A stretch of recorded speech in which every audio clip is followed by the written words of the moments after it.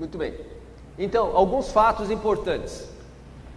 Isso foi produzido, olha, foi um trabalho de 2011, publicado em 2011, 3 anos atrás. Mais de 40% dos adolescentes experimentam maconha antes da formatura do colégio. Entre os jovens que experimentam tratamento do uso abusivo de drogas, a maconha é a principal causa de internação. Em 2008, a maconha foi constatado com causa de 374 mil atendimentos emergenciais.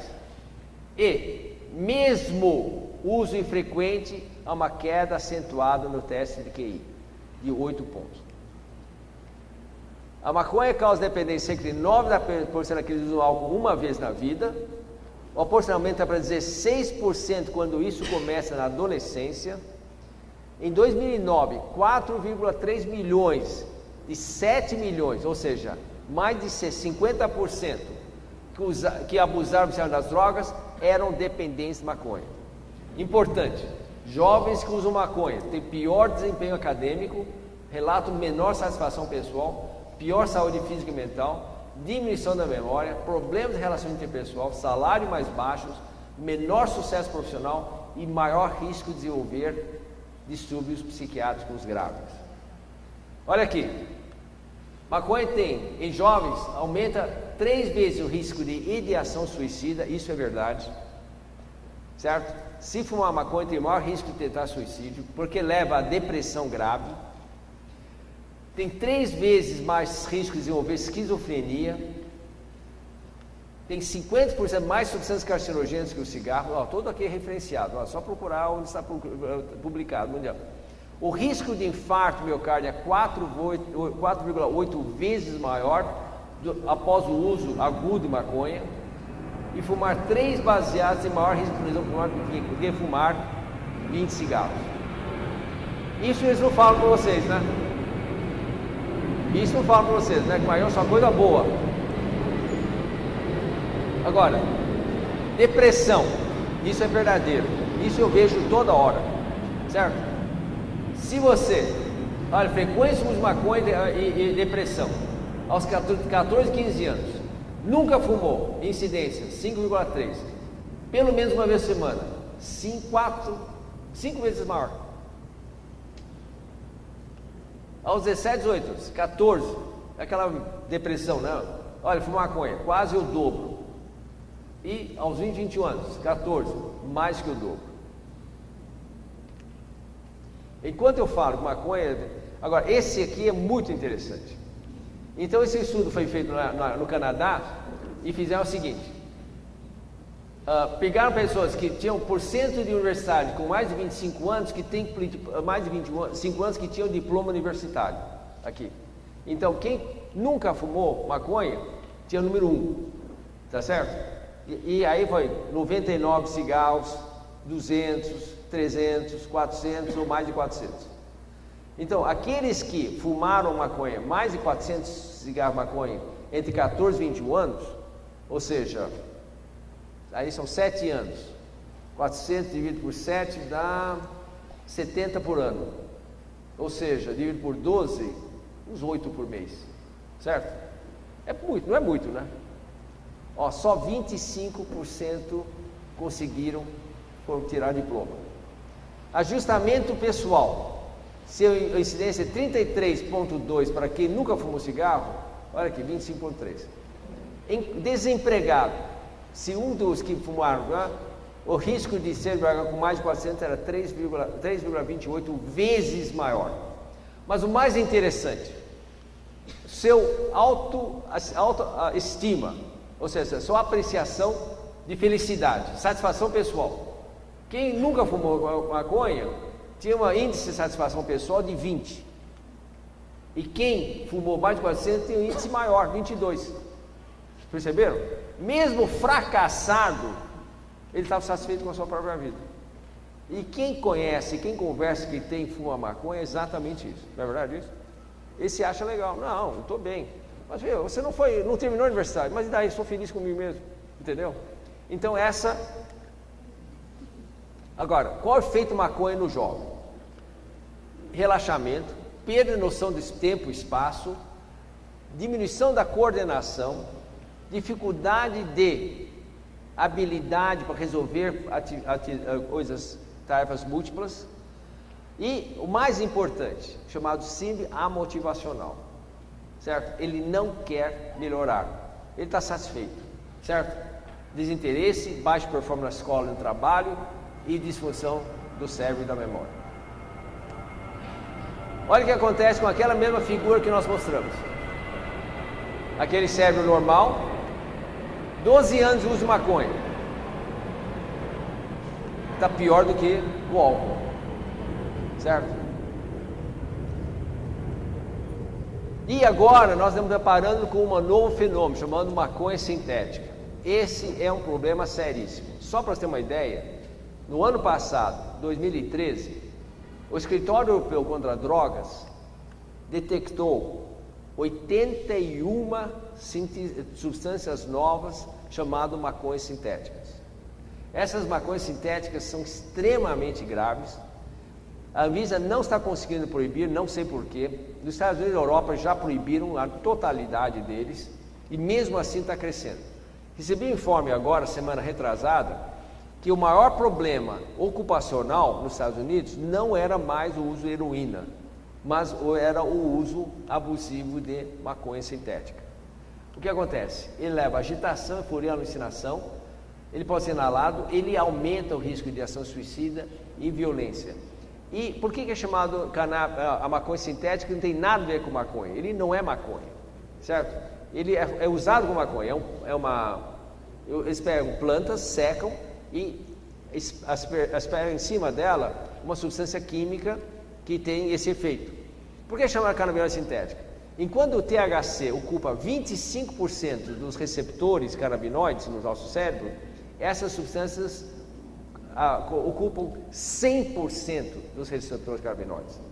Então é por causa disso que é chamado maconha sintética, porque ele afeta o mesmo local onde se adere o THC, só que 4 vezes maior. Tá certo? Crack e cocaína. Uma das principais causas de adicção e morte, o principal atendimento dos pronto-socorros do Brasil, e mais de 80% de tentam testaram positivo para cocaína. Ali eu falei que, agora há pouco falei que os Estados Unidos, hoje os Estados Unidos usa muita cocaína, mas em vários locais a cocaína diminuiu e está sendo substituído pela maconha sintética. Então eu fiz um erro agora há pouco. Então nós temos essas formas, tem a cocaína, certo? E tem o crack. Uma pergunta, conhecimentos gerais, qual é mais puro? A cocaína da papelote ou o crack? Qual que tem mais cocaína? O que o senhor acha? Não tem ideia? O que o senhor acha? O crack tem mais cocaína. Concorda? O que você acha? Qual é mais puro? O crack. Meus parabéns, viu? Vocês são bem informados, porque geralmente onde dou essa informação, todo mundo fala que é a cocaína. Essa aqui é uma cocaína 100%. Só que o papelote, ele é adulterado. Ele tem 60%, 80% de pó de mármore, farinha, fubá, etc, etc. Enquanto que o crack na pedra tem 67 a 82% de cocaína. Então a cocaína, o crack tem mais cocaína, mas não é só isso, tem outras coisas também, tá certo? Sabe como se produz a cocaína? Certo? Então, é assim que produz a cocaína. Você pega a folha de uma planta, né, de uma árvore, no arbusto, nos Andes. O único lugar no mundo onde se produz cocaína é no altiplano andino. Então, essas folhas são jogadas dentro de cintinas enormes, coloca lá dentro água, cal e um solvente orgânico, que geralmente é querosene ou gasolina.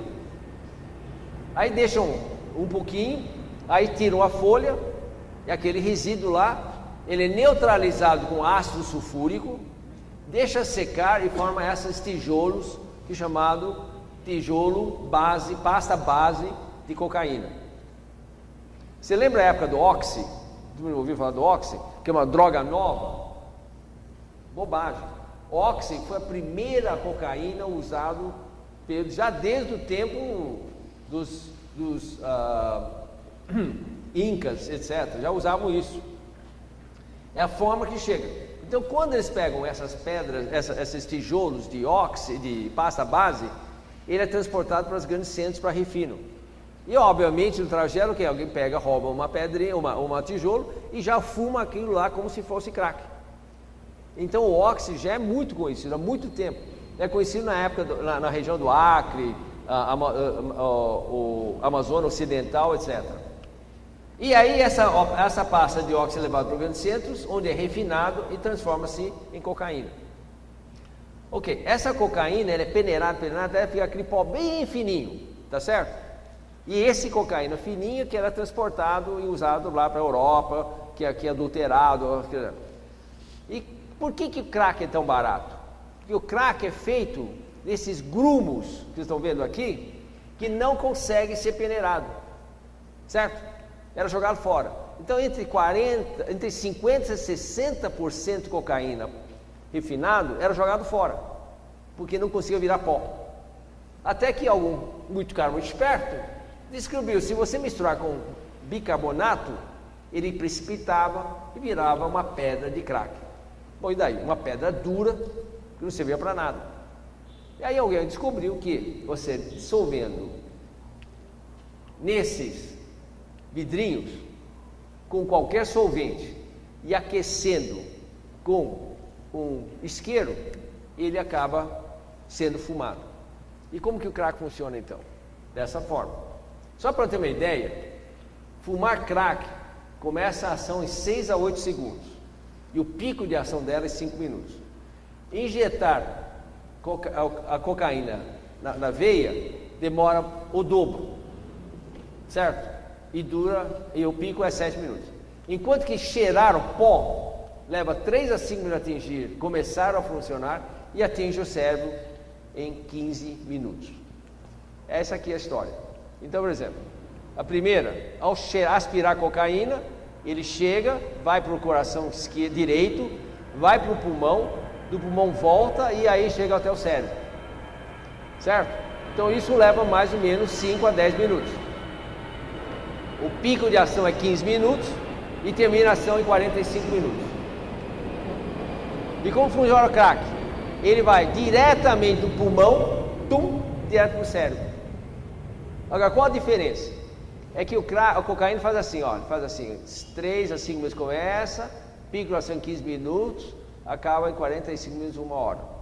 O crack faz isso. Então, o pico de ação é 5 minutos, término de ação em 15 minutos. Depois de 20 minutos, está pronto para ter outro. É por causa disso que o crack vicia tão rápido, certo? Depois da 4ª ou 5ª tentativa, com morfina, a pessoa já está viciada. Qual maneira de proibir o crack? Não tem, certo? Ou você mata tudo no que é aquele craqueiro, porque a incidência de recuperação de quem usa crack é inferior a 10%, certo? Enquanto que com qualquer outra droga, maconha, álcool, se você fizer o tratamento adequado, você consegue recuperar 80% a 90%. Crack, quem usa crack está perdido. Aí o laranjeiro fala, não, mas eu consigo recuperar crack. Sim, por quanto tempo? 6 meses? 3 meses? É verdade ou não? Agora, realmente, afastar do crack é menos de 10%. Eu acho que até estou exagerando, até menos que isso. Tá certo? Olha o cérebro de quem usa crack, a cocaína. Cérebro normal e a pessoa que depois abusou da cocaína. Olha a atividade cerebral deles. O uso concomitante de álcool com cocaína produz uma outra substância chamada cocaetileno, quer dizer, 7 vezes mais potente. E vocês veem todas essas festas, né, o cara bebe e cheira cocaína. Mas não, o cara não morreu. Não é todo mundo que morre, como assim? Mas o risco aumenta. O que a Elis Regina, a Cássia Eller e Janis Joplin têm em comum? E Bob Marley. Então todos cantores, né? Não é só isso. Todos morreram também. O que foi? Eles beberam e fumaram, certo? Eu estava presente no pronto-socorro quando a Elis Regina morreu. Ela tinha chugado meia garrafa de Red Label e tinha cheirado 6 carreirinhas de cocaína. Mas 6 carreirinhas de cocaína ela usava sempre. mas aquele dia produziu a coca etileno, ela morreu. A mesma coisa aconteceu com todas as outras. Chegou num dia que deu a quantidade de coca etileno que provocou uma parada cardíaca instantânea. E o êxtase? Êxtase é outra droga chamada MDMA, chamado metileno dioximetanfetamina. É um estimulante usado por aí, certo? E prova acentuada elevação da temperatura, agitação, convulsões, sudorese excessiva, colapso, destruição da musculatura esquelética, etc. E uma causa importante de acabar com o fígado. Êxtase é isso aqui, certo? Mas não dá para vocês enxergarem direito. Só 40% desse êxtase, na realidade, é MDMA. Os outros 60% é adulteração, é êxtase falso, certo? Isso que está acontecendo aí. Na época, na Copa do Mundo, estavam vendendo êxtase por aí, tá certo? Aliás, muitas dessas baladas vendendo êxtase, a gente já pegou. Uma maior parte não é êxtase, porque o êxtase custa 60, 70 reais a comprimido. E estão vendendo por 35. Semana passada, veio menina, eu uso êxtase. Quanto você pagou? 35 reais. Não, você não fumou êxtase. Você não fumou, não. Você não tomou um comprimido de êxtase. Você tomou um falso. Qual o risco disso? Esse êxtase falso é muito mais perigoso e menos efeito estimulante. Mas como uma molecada, e o menino tinha 16 anos, certo? Então, e aí estava chegando aqui. E hoje, então, nós podemos dizer que quase 60% êxtase vendido não é mais MDMA, mas são outras substâncias. Sais de banho, êxtase falso, ou então até maconha sintética em forma de comprimidos, que são aqueles que estão sendo usados aí por aí. Então o que acontece? Como que o êxtase funciona? Nós temos uma substância chamada serotonina. A serotonina é chamado hormônio como se diz, você fica alegre, legal. Não é happy hormone, né? É o happy hormone, né? É o hormônio da felicidade, tá certo? Então, ele te deixa assim com muito ânimo, é aquela cara que é super alegre. Aliás, só para ter uma ideia, os antidepressivos quais são? O Prozac, o que ele é? É um inibidor seletivo da recaptação da serotonina, entendeu?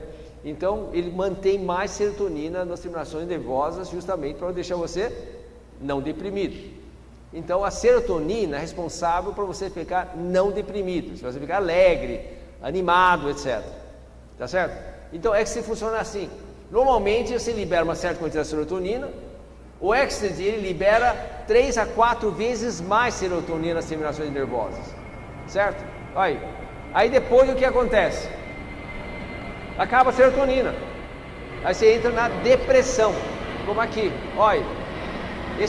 Aqui, ó. A depressão pós-uso de êxtase. E o que acontece aqui? Então aqui tem um animal, foi feito um animal com uma coloração específica de serotonina, tá certo? Você vê, olha, uma pessoa, esse animal normal de serotonina. Depois de 2 semanas de uso de êxtase, o que acontece? Depletou. Muito tempo depois, ainda não se recupera completamente a serotonina. O que acontece? Quem usa êxtase, no fim de semana, 2 semanas é outra balada, quer ficar, vou tomar êxtase de novo. Mas não sofreu efeito. O que ele faz? Toma 2, 3, 4. E aí que chega no pronto-socorro, desidratado. Nós tratamos um menino lá, tomou 18 litros de soro para poder ficar hidratado. E é isso que nós vemos aí, cada vez mais esse pessoal usando. Nas festas, nesses reinos. Certo? Vou pular isso aqui. Isso aqui, o crack. É o crack americano, chamado meth. Mas é a mesma coisa. Quem se leu Veja a semana passada, daquela menina, era crack. A fotografia é igual a essa daqui, tá certo? Nos Estados Unidos usa assim uma coisa chamada ice, ou meth, e no Brasil se chama crack. O efeito é isso aí. E você lembra daquele menino que foi encontrado na piscina da cidade universitária, né? Então, foi detectada nele uma coisa chamada mefedrona, certo? Aqui, ó, isso aí. Vocês ouviram falar de Canibal de Miami? Canibal de Miami? Não, foi um menino, um rapaz de 20, 30 e tantos anos que comeu metade do rosto de um cidadão lá. Então, ele tinha cheirado sais de banho. Por que chamar de sais de banho? É justamente para burlar a fiscalização. Ele é vendido através da internet. Hoje é uma das formas dos tráficos mais intensos é justamente vender esse tipo de substância. Ele é um falso êxtase. Então, o que eles estão usando, vendendo por aí é justamente isso aí. E durante a Copa e agora, recentemente, a Polícia Federal só está pegando um atrás do outro. Ele aumenta, a pessoa fica com uma psicose gravíssima, ele tem uma capacidade, uma força descomunal.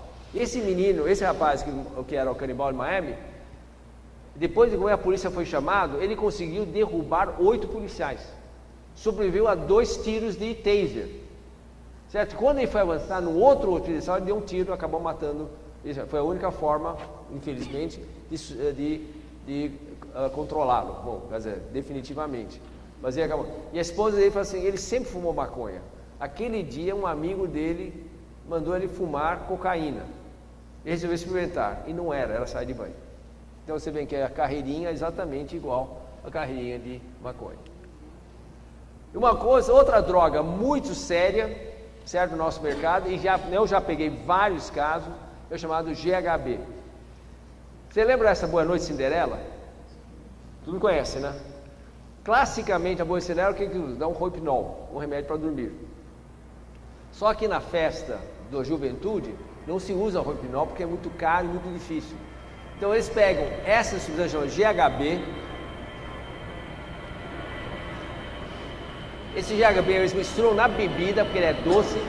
O que acontece? O Rohypnol é extremamente amargo. Então você consegue detectar muito rapidamente, a menos que você coloque uma bebida alcoólica tipo San Rafael, que uma molecada não gosta. Aí descobriram o GHB. GHB é um líquido adocicado, você coloca na água, você não percebe. Você pode misturar no suco, não percebe. E aí você entra em coma que pode durar 12 a 8 horas. Certo? Eu não sei se você se lembrou de um caso, há 4 anos atrás, uma menina na Alemanha teve 27 parceiros sexuais, foi estuprado. Lembra disso? Então, foi GHB. Nós pegamos aqui no Brasil um caso de 7 estupros coletivos numa festa. Então, é o que eu tive mais 3 casos de meninas que calouros da escola, foi tomar cerveja, etc., acordou na cama com um menino que nunca tinha visto. Aí nós fazíamos o teste, não conseguimos achar porque o GHB é difícil de detectar na urina das pessoas. Se beber álcool, com álcool, a coma dura 48 horas. Tá bom? Outra droga muito comum e muito problemático agora, principalmente nos Estados Unidos, é a síndrome das panteras. Você lembra das panteras? Drew Barrymore, que mais aquele? Lucia Liu e a Cameron Diaz. E mais a outra que é a malvada, qual é o nome dela? Não. O último filme lá, era casado com o Demi Moore, Demi Moore, exatamente, não estou ruim da memória, né? Demi Moore. Então, sabe por quê? Chama de síndrome das panteras, porque todas elas são musculosas e tu não quer ficar com o corpo delas. É a forma mais rápida, usar no anabolizante.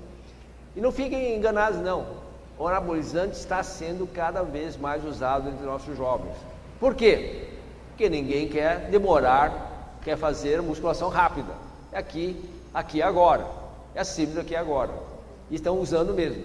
Além disso, ele está dentro daqueles pozinhos mágicos que o pessoal está usando. Tá certo? Então, ele leva uma série de problemas, sempre se falar, né? Câncer, alopecia, etc. Outro é o LSD. O LSD, hoje, está muito difícil ter LSD. O que estão tendo? Estão usando, esse aqui estão usando aquele 25-NB-nome, certo? Que é o LSD rápido e mais barato, certo? Causa morte, não diretamente, mas ele pode causar morte para as pessoas, porque ele pensa que é Deus, pula de edifício alto. E finalmente, para terminar rapidamente sobre essas drogas, a bebida energética, o Red Bull. Faz mal ou não faz mal?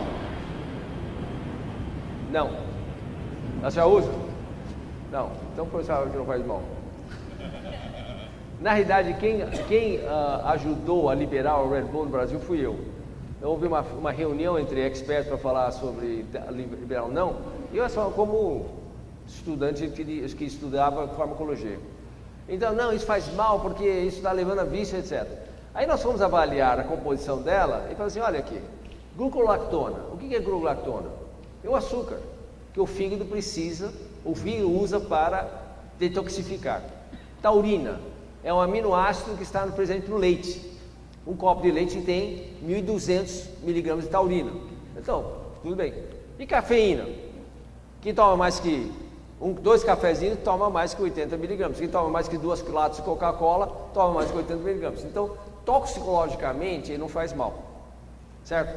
Ele aumenta a atividade física? Sim. Ele dá mais força? Provavelmente sim. Certo? Só que o que? Os jovens misturam com bebida alcoólica justamente para quê? Para poder suportar mais álcool. Aí que está o perigo dela. Mas isso não é o problema dela, é o problema de quem está usando para outras finalidades. E já tivemos algumas mortes porque alguns jovens tomam 4, 5 desses Red Bull. Mais que 3 latas de Red Bull pode ser fatal, porque a quantidade de cafeína supera a capacidade de coisa. Então, precisa ter cuidado. Ele pode ser usado sem problema. Se você está cansado, toma uma, tudo bem. Mas não tome mais que 3, porque aí você corre risco. É como tomar café, né? Não tome mais que 8 xícaras de café, que você vai tomar muita cafeína também. Tá certo? Então, voltando ao estudo das coisas. O que leva as pessoas a usarem drogas? Primeiro, a banalização. Falar que droga não faz mal. Certo? Segundo, muitos jovens buscam novas sensações. Certo? Terceiro, pressão do grupo. Isso é muito importante. É um dos fatores mais importantes para que induzem os jovens a usar drogas. Certo? Terceiro, preencher vazio iniciadores. É muito comum quem usa drogas, filho de famílias desfeitas. Quando os pais são divorciados, principalmente quando os pais têm conflitos, aquela família que vai usar, aquele menino vai usar drogas. Algumas vezes é para criar coragem, certo? Então, principalmente os estimulantes. Comorbidade é um outro fator muito importante, porque a comorbidade, ou seja, esse menino ou essa menina tem outra doença psicológica. Então, por exemplo, a criança que é bipolar, por exemplo, ou quem tem déficit de atenção com hiperatividade, é uma causa muito importante de usar drogas. Ele não consegue controlar, não consegue prestar atenção. A autoestima dele está lá embaixo, porque ele sempre está levando nota baixa, certo? E aí um dia ele toma um estimulante, que é semelhante à Ritalina. Aí ele consegue focar. Aí ele começa a usar cada vez mais. E infelizmente muitas vezes é cocaína. Muitos jovens que usam cocaína aos 14, 15 de idade, na realidade têm déficit de atenção com hiperatividade. Então foi mal diagnosticado, certo? Ou então bipolar. A maconha ajuda muitas vezes esses jovens que têm bipolar. Ansiedade e repetição de modelos familiares, tá certo? E finalmente contestação. Então a família, o modelo familiar é muito importante. É o que eu disse agora há pouco. Vocês que estão aqui são as pessoas que menos precisam dessa palestra, certo? Geralmente são pessoas que os pais bebem em frente dos filhos, o pai chega em casa, a primeira coisa antes de beijar a esposa, está o quê? Pega a sua dose de uísque, a sua dose de alguma bebida, tá certo? Aí depois vai cumprimentar todo mundo, porque está estressado, e assim por diante. Agora, o que leva a pessoa a não usar drogas, certo? Como nós podemos neutralizar essa situação? Primeiro, medo das drogas. Então, vocês têm que dar informação às pessoas, porque a droga tem esses efeitos. Vai ter não efeito imediato, mas vai ter esse efeito mais tarde. Principalmente, por exemplo, maconha, cocaína, êxtase, etc. É só muitas vezes citar os casos que você lê no jornal que morreu por causa de drogas. Pressão negativa do grupo. Então, ter amigos do seu filho ou filha, que são grupos que não bebem, que não usam drogas, certo? E isso está cada vez mais crescente esses grupos, né? Tem que estimular esse grupo. Valores morais espirituais. Então, aquele que eu perguntei, certo? O que é seu filho feliz ou seu filho bem-sucedido? Esse tipo de moral e essa visão ética de vida, de futuro que é importante para ele. Muitas vezes ele não consegue usar drogas, certo? E, muito importante, autoestima.